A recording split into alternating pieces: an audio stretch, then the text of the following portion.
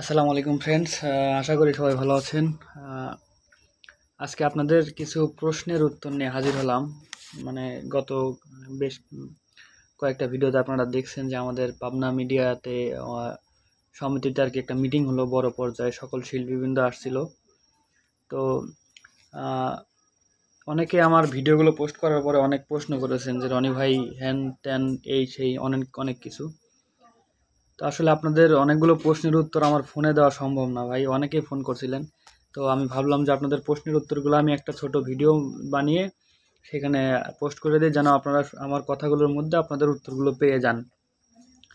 তো আমি মানে এতগুলো প্রশ্ন করছেন যে আমার লিস্ট করতে বাধ্য হয়েছি। তো তার কারণে আমি আপনাদের এই প্রশ্নগুলো আমি একটু একটা একটা করে বলবো, তারপর উত্তরগুলো বলে দিচ্ছি। আমাকে প্রশ্ন করেছিল যে ভাইয়া নাইমা আপুর বেতন এত কম কেন, 1500 টাকা। দ্বিতীয়ত বলা হয়েছিল যে ভাইয়া আলামিন ভাইয়াকে, আলামিন ভাইয়া তো অনেক ভালো অভিনয় করে এবং সে খুব ভালো একজন আহ, মানে হাসির একজন অভিনেতা। তো সে একজন এত সিনিয়র অভিনেতা হওয়ার পরও তার মাত্র 1800 টাকা বেতন কেন, যেখানে সবারই 2000। দ্বিতীয়ত হচ্ছে আমাদের শোভা আপুর যে প্রশ্নটি ছিল যে আসলে এতদিন কিন্তু আমাদের শোভা আপু এবং রিয়া আপু বা মিম আপু এরা 2500 টাকায় কাজ করছে। সেই সময়ও আমাদের হচ্ছে আশা আপু বা রানী আপু এনারা হচ্ছে 2000-এও করছে, যদিও রানী আপু দূরে গেলে বেশি টাকা নিছে। তো এটা হচ্ছে শোভা আপুর প্রশ্ন ছিল যে আমাদের যদি কমে ওদের তাহলে 2000 থেকেও কমতে হবে, কিন্তু সমিতি এটা করলো না কেন। এই প্রশ্নটা আমাকে কমেন্টের মাধ্যমে করছিলেন, যার জন্য আমি আবার উল্লেখ করতেছি। এরপরে আর একটা প্রশ্ন ছিল যে ভাইয়া ফর্ম যে পূরণ করলেন এই ফর্মে কি লেখা ছিল। আসলে ফর্মে কি লেখা ছিল এটা সুন্দর একটা প্রশ্ন ছিল। আরেকটা প্রশ্ন করা হয়েছে যে ভাইয়া ইনামুল ভাইয়াকে কি বাদ দেওয়া হলো, বা ইনামুল ভাইয়া কি বয়কট, আর ইনামুল ভাইয়াকে কেন বাদ দেওয়া হলো।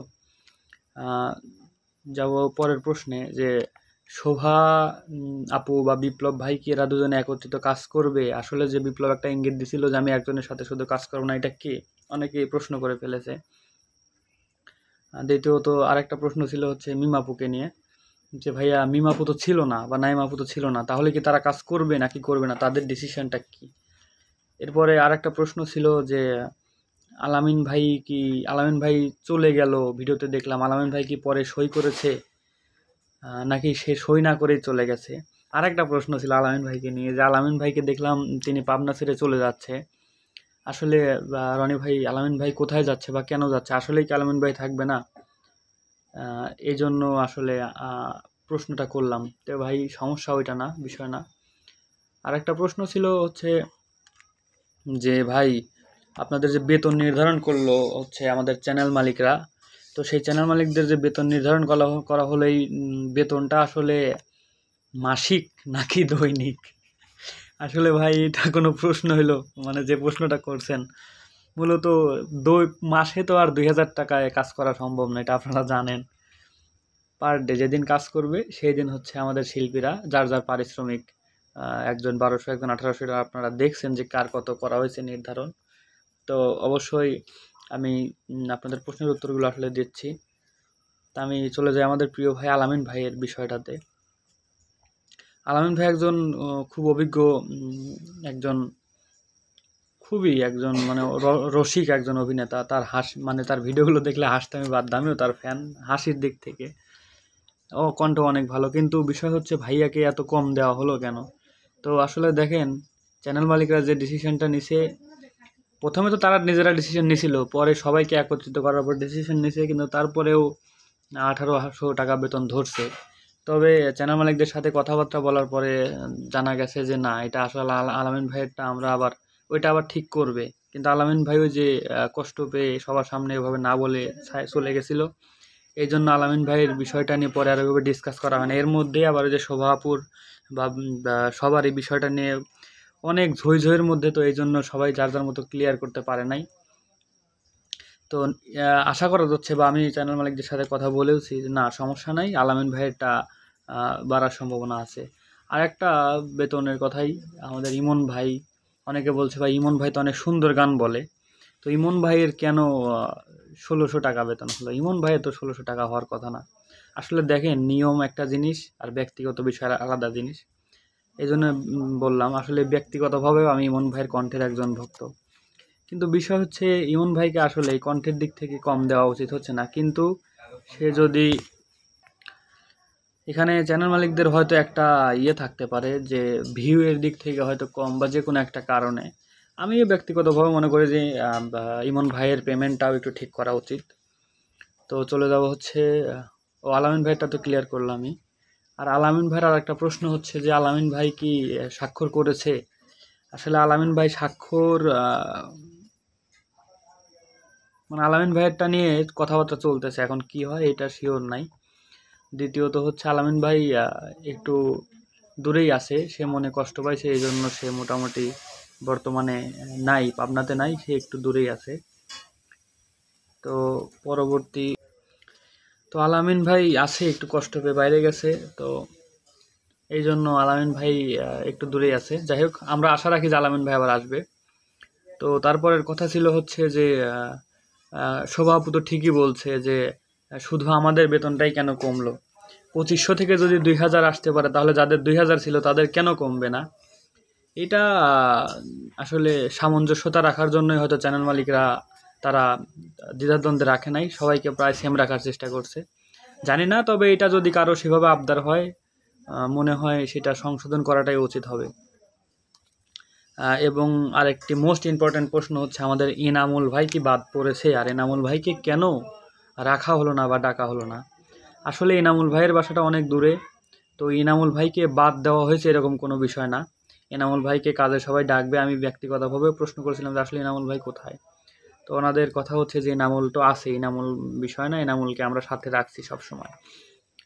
তো এটাই হচ্ছে বিষয়, এনামুল ভাইকে কখনো বয়কট করা বা বাদ দেওয়া হয়নি। আপনারা হয়তো ভিডিওতে দেখছেন যে বন্যাপু বলেছিল যে আমি একজনের সাথে শুধু কাজ করতে পারবো না, এরকম আর কি। তো এটা যার যার বিষয়, একটা সমস্যা থাকতেই পারে মানুষের, এই জন্যই।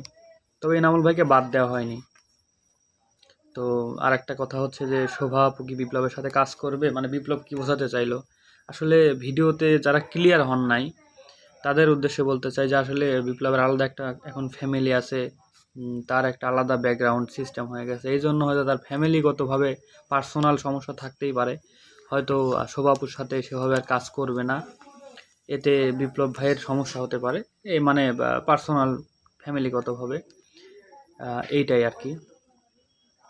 আর একটা প্রশ্ন ছিল হচ্ছে মিমাপু কি কাজ করবে? দেখেন, মিমাপু তো একজন চ্যানেল মালিক, তাকে চ্যানেল মালিকের জায়গা থেকে ডাকা হয়েছিল এবং তার দায়িত্ব আমাদের রিয়া আপু নিছে, ভিডিওতে বলছিল যে আমি তার দায়িত্বটা নিচ্ছি, সমস্যা নাই। তো আশা রাখি যে চ্যানেল মালিক আমাদের সমিতিতে অবশ্যই থাকবে এবং আছে ইনশাল্লাহ। আর মিমাপু ওরকম মন মানসিকতার মানুষ না যে সে দ্বিধাদ্বন্দ্ব নিয়ে মানে গ্যাঞ্জাম নিয়ে থাকবে, এটা আমাদের প্রত্যেক মানুষেরই বিশ্বাস আছে।